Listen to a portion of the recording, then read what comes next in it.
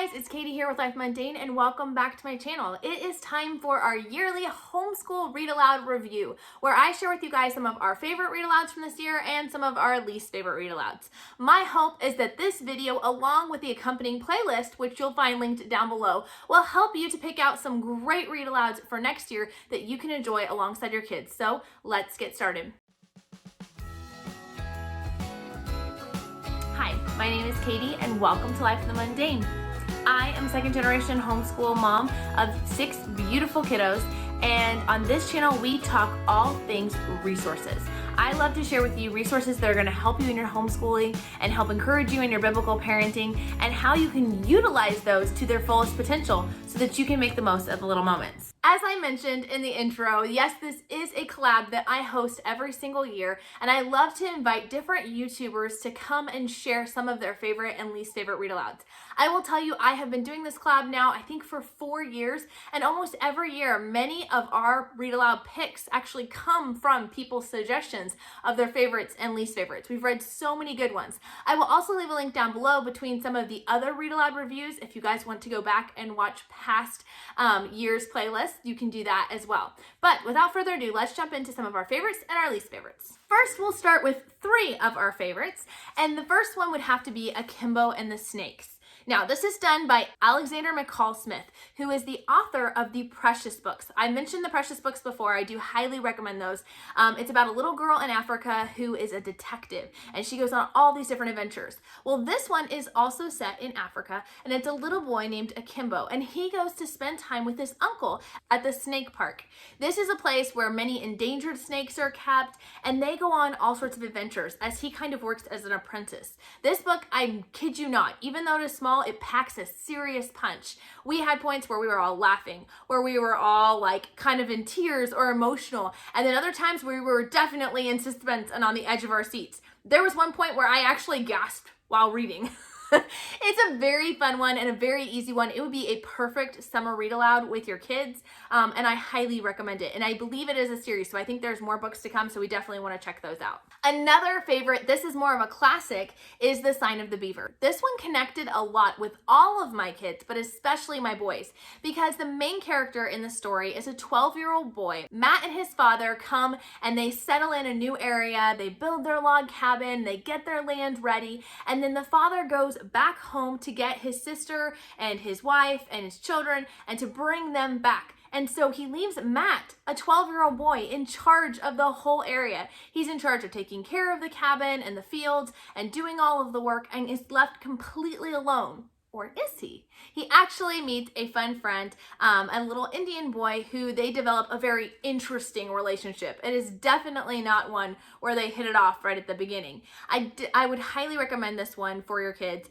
It was one that gives a lot of adventure. It gives a lot of look into different cultural perspectives, which I really enjoyed. And it really led to a lot of great discussions about what we expect of boys now and what we used to expect of boys then. My boys really enjoyed it. Like I said, even my girls did too, but this is a really, really fun one to read with your kids. Another classic reader is The Year of Miss Agnes. This book has been on my list for years, and I just never quite get to it, you know?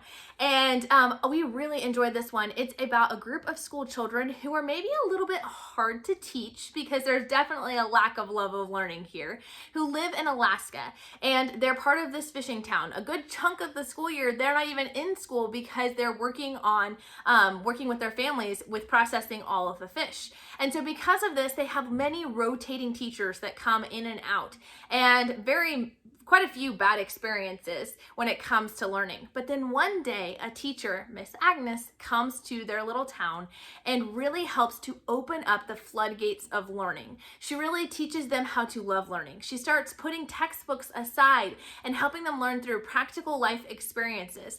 My kids really enjoyed this one because I think they started to really see a lot of the correlations between the way Miss Agnes taught and the way we approach things in our homeschool, and how we are more hands-on, how we do want to connect connect things to real life and really help. I think they also really appreciate the fact that there were several different parts of the story that really addressed certain children who also had struggles in reading or in other academics, and how she really helped to light a fire under them and help them to realize they weren't stupid or dumb, but they just needed different kinds of help and assistance, and to be able to see their success as they grew. So they really related with that, and I just really enjoyed the story. Now, to two of the ones that we really didn't like, and then I'll share with you guys our absolute favorite one of the whole year. The first one I would have to say is Karen Kingsbury's The Best Family Ever. So this book, if you guys are familiar with Karen Kingsbury, she's a very popular author, and she's written many books about the Baxter family. And I actually have not read those books, so I can't speak much to them. But her and her son decided it would be fun to go back in time, because she writes about the Baxters as adults, and to write with her son a story about the Baxter family as children. And maybe I didn't enjoy it as much because I haven't read the ones about the adults, so I didn't have that emotional connection already, but I just felt like the story dragged on forever. I don't mind thick books at all, but this one just kept going and going.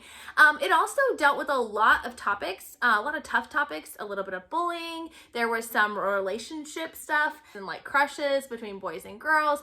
It just wasn't my favorite. I definitely don't mind tackling the tough topics. I actually really enjoy tackling the tough topics, but this one just felt like it was a little flat, honestly. And it felt like it was sharing things because it was checking off a box of things it should share or things that kids must be going through, but didn't really relate to my kids' life. I prefer sharing tough topics through historical context and through things that really happened, and maybe that's where the disconnect is. I don't know. But it just really wasn't my favorite. It wasn't overall one I would say, don't ever read to your kids. It did have some good discussion points because of some of the topics that it brought up, like what do you do when you have to move and making new friends and things like that. There was a lot of sibling relationship opportunities to talk about good, healthy sibling relationships and things. So it wasn't all bad. It just really wasn't my personal favorite. And my kids just they wanted to finish it, but they just weren't as into it. Okay, the next one I hate to put on my list, and I want to put like a huge caveat. Okay, I want you to see how far we got. We got about halfway through, okay? And this is Seraphinas Promise. So Wendy over at Plan Prep Pray had recommended Seraphinas Promise.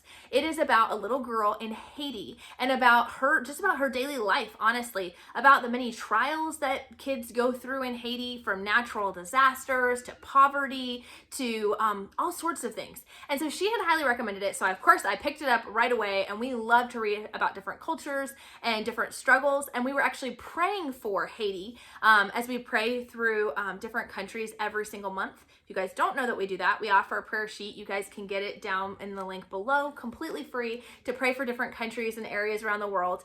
But we were praying for Haiti, so I thought this would be a perfect one. And I will say it was perfect. It really gave a true representation of what different people are going through in Haiti and the different struggles and situations.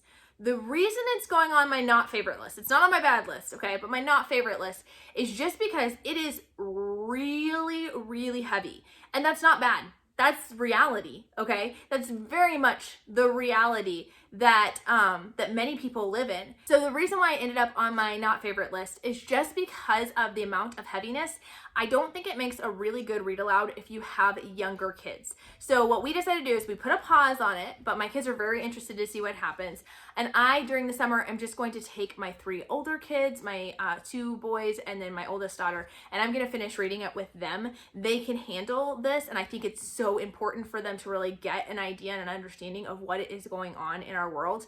But I think if you have little kids, I would pass on it, at least initially, or if you do it, take it in small chunks, but maybe also read another more lighthearted, fun read aloud at the same time. Because it's a big, thick book. And so usually when I get into heavy books like this, I'll just binge read it and we'll read it really fast.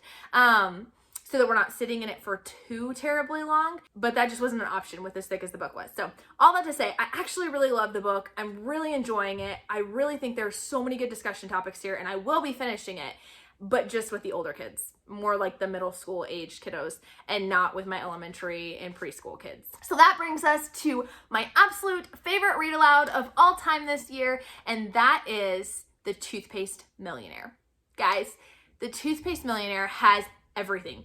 I absolutely love it. It is not a true story. It is a fictional story, but it is very much a historical type fiction story. It's about a little boy who has an idea of why can't he get toothpaste for a lot cheaper than what it is in the store. So he decides to invent his own toothpaste recipe. And then all of a sudden it becomes this project that all the kids in the area start to join in on. He starts to hire adults as his employees, and it just grows and grows and grows and grows and grows until he becomes a millionaire.